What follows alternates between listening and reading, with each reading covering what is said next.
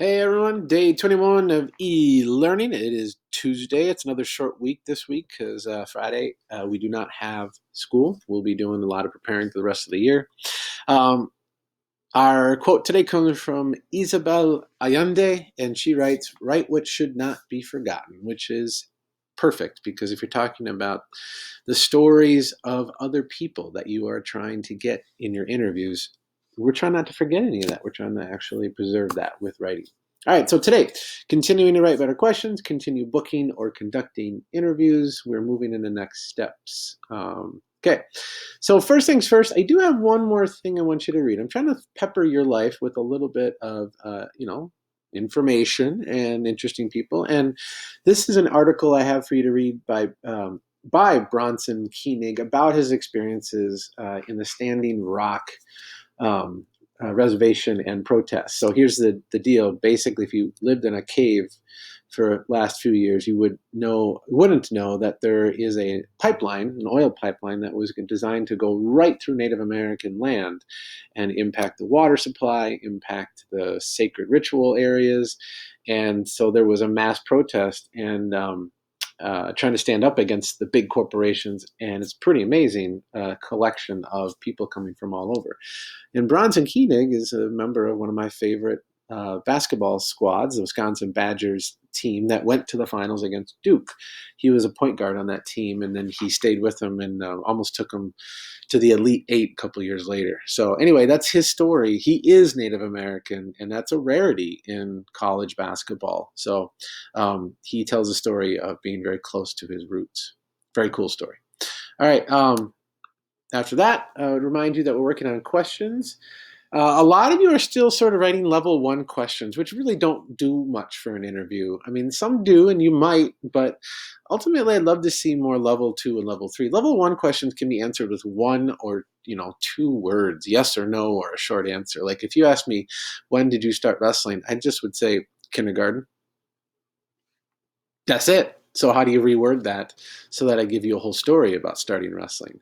So that's more like level two. So why did you start wrestling in kindergarten? This is a much better answer or question that will give a much better answer. And then level three, that's where you're really moving into what a person believes. Level two is like explaining events or reasons why, but level three is like gets to the heart of why someone believes something or the massive impact something has had. So I really want you to think about level three being the right kind of questions to ask. All right, so as you're getting close to conducting your interview, you don't have many choices, to be honest. I mean, obviously we're locked in quarantine, but you do have a couple. First one is email. You could always conduct an interview over email. There's some pros and cons, and they're kind of obvious. In an email, you don't have to schedule anything. You just send the questions. You know what you're asking. They're right there on paper. You don't have to be nervous about face to face, and you don't have to record an email interview because you get the answers written down.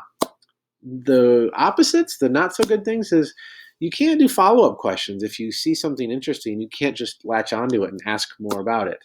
Like if I told you about my near death experiences, you'd want to know about them, right? And you'd want to follow up. Well, you can't do that in an email. There's also no personality when someone writes on email, it's just words. And then lastly, they might not give you more information. If they're writing down an answer, they're going to give you just what you need. But if you're talking face to face and they see that you're interested, they might give you more. And then the other option is a Zoom or a phone interview. I prefer that. It's face to face, and I think a lot of people interviewed prefer it too.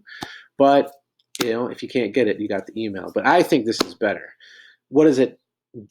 Pros and cons. Well, pros, you have to, you can follow up questions. You can read the personality, and you can like give some enthusiasm to your interviewer, and they're going to give right back with more information. The cons, well, you have to face to face. It's might be nerve wracking. You might forget a question you wanted to ask. You might not be as interesting a person as you thought when you talk to them, and you have to record the interview somehow. You also have to schedule this, so this takes a little bit of scheduling, and that's a little bit harder. So this can be more complicated, but it is definitely a better way of interviewing. So again, to remind you, the assignment, which is due today, is I'm looking for those better, deeper questions to help out the origin. And some of you are missing the point of an origin. An origin of someone is how they got to be who they are, right? Where do they get their personality, their belief system, their lot in life, their stage in life? That's all origin story. So bottom line is, what do you have to do? Number one, watch this video. It explains stuff. Two, read that Bronson Koenig article. Three, if you have an interview, then like you've got all the questions cleared and everything, you've checked them with me, you've turned that assignment in, then schedule it or conduct it. Go for it this week if possible. And if you have no interviewee, here's my list of options. Again, you can check with me, but I really think here's your go-to. Get a teacher to interview. Like, they're everywhere and they're available and they have interesting lives. So get a teacher. Number two, my suggestion would be go after a grandparent. They've lived longer. They've seen more history. So go parent. C, I would say a friend of the family could be interesting. And then if all else fails, if there's nothing else available, yes, you can interview a parent. But I want it to be your last resort. So happy hunting for those interviews and good luck.